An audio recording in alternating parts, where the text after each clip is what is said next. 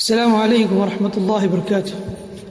معزز بھائیوں بہنوں، انسان کو ہر وقت اللہ کی پناہ کی ضرورت ہوتی ہے، اس لیے کہ اللہ کے سوا کسی کی پناہ گاہ ایسی نہیں جس پر بھروسہ کیا جا سکے۔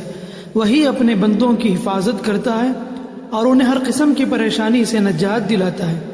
اللہ کی پناہ گاہ کے سوا کوئی محفوظ جگہ نہیں جہاں پر انسان اپنے نفس، شیطان اور عوام کی شر سے بچ سکے۔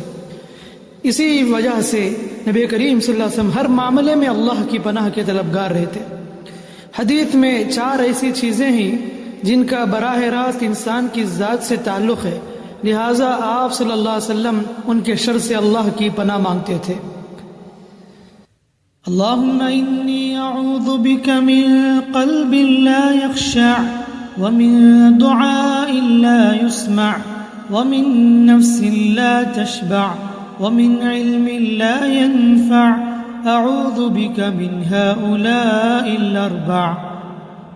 اللهم اني اعوذ بك من قلب لا يخشع ومن دعاء لا يسمع ومن نفس لا تشبع ومن علم لا ينفع اعوذ بك من هؤلاء الاربع۔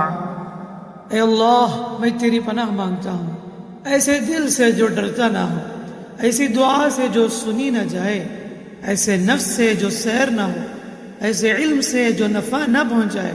میں ان 4 چیزوں سے تیری پناہ چاہتا ہوں۔